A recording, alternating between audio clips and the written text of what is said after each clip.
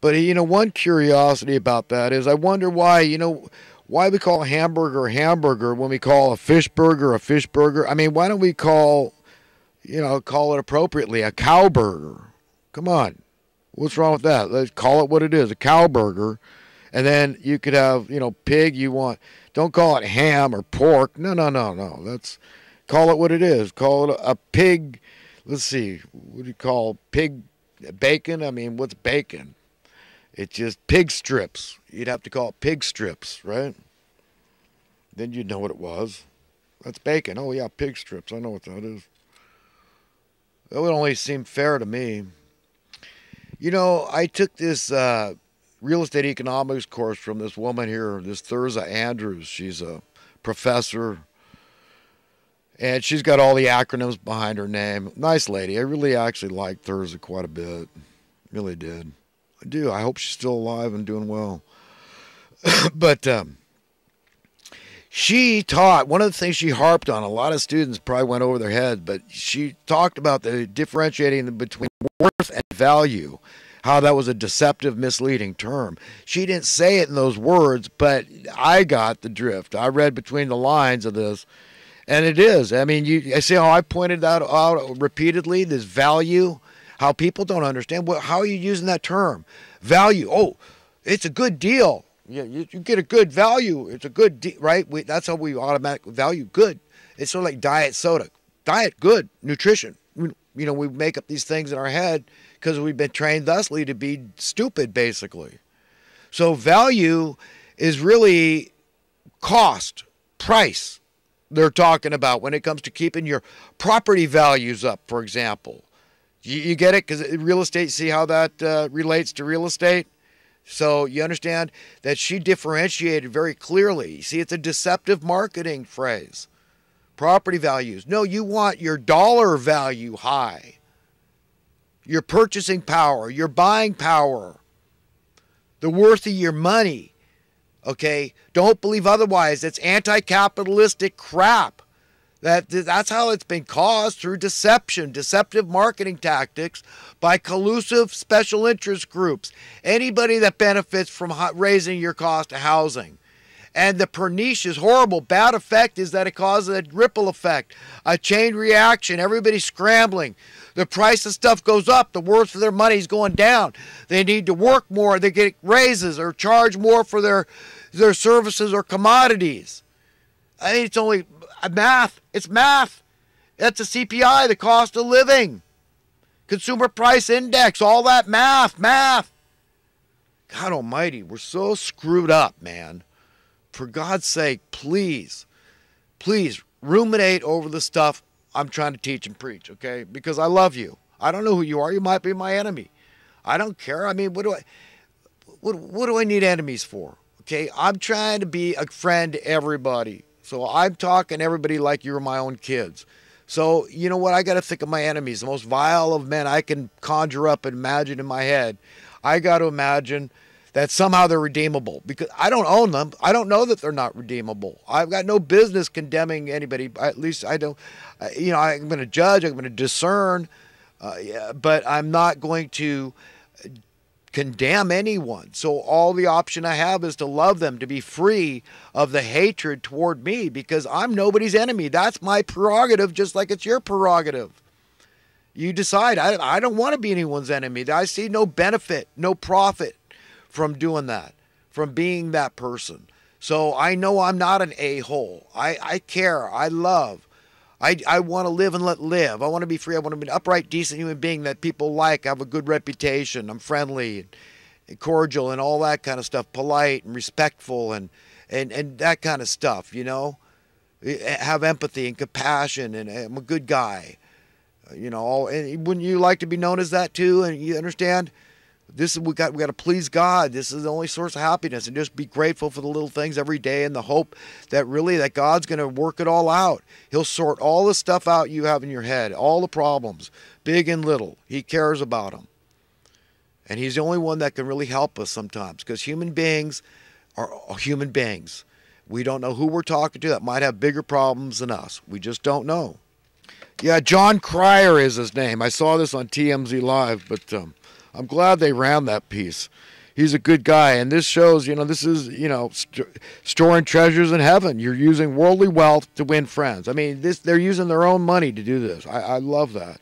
They're setting a great example. Harvey Levin he's always talking about how he's a Jew. Well, he needs to get on some Jewish wise men, if you know what I mean, Harvey. Let them dictate the direction of the show. How's that? Is that fair? You don't think that you're smarter than them, do you? Look into a guy named Armstrong Williams. I really like this guy. He's a black guy, very black, and he said he's never been treated in a discriminatory manner, ever. And he's not a young man. But the idea that the only people that can be racist are white, that's baloney. Okay, everybody knows that's baloney.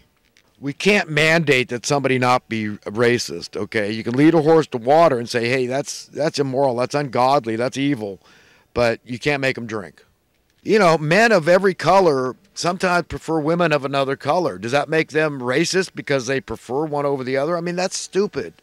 But I like them all. I mean, white women, Latina women, brown women, all of them, man. Asian women, they're beautiful. I mean, women are God's finest creatures, crowning glory in my mind.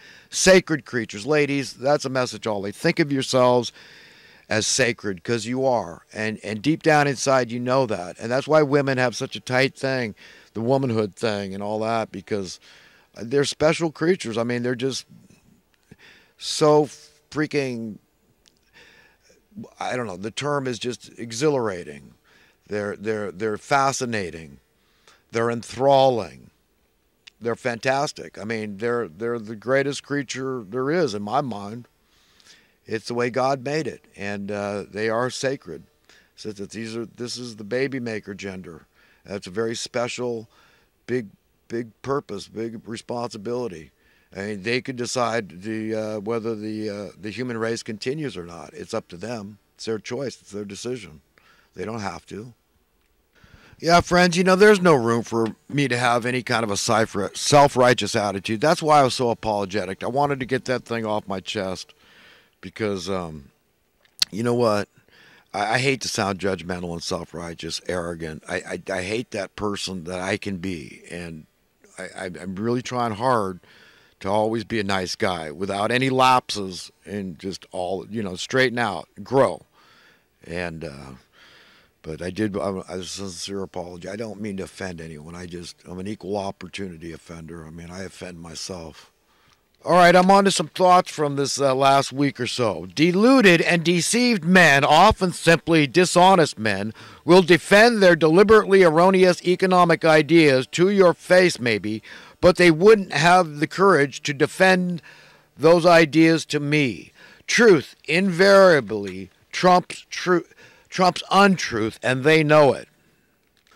It never fails to amaze me that human beings, most at least, genuinely appear to be enjoying their lives, at least to the best of their ability, often under extreme duress from both organic, that is across the board, and invented, artificial sources. This is more clear evidence of God's amazing grace. Organically speaking, our relationship with clothing is a huge departure from that of any other creature. Imagining a world without clothed humans is nearly impossible. Artificially speaking, the same phenomenon holds true for money. One organic across the board and the other artificial, selective of its victims. And how many people can envision a world without any form of money? Few, if any. Friends, the only answer to deciphering truth from lies, sorting everything out, and having the right opinions about stuff, no matter what stuff it is turn to God in prayer. Ask humbly for advice and counsel, and you'll get it. You ask for a good thing like that, you're going to get it. I make very few promises, but I promise if you're genuine and sincere, and you ask the Spirit of truth, your connection, your umbilical cord to God for wisdom, you'll get it. You'll get the truth, the whole truth, nothing but the truth. You'll have the right perspective. Despite the fact that you have unilaterally decided, per your prerogative, to exercise your right to be no man's enemy, in no way suggests that another man hasn't exercised that same said right in deciding that indeed you are their enemy, whether or not this decision was made cognizantly by them due to evil intentions or delusionally due to willful stupidity.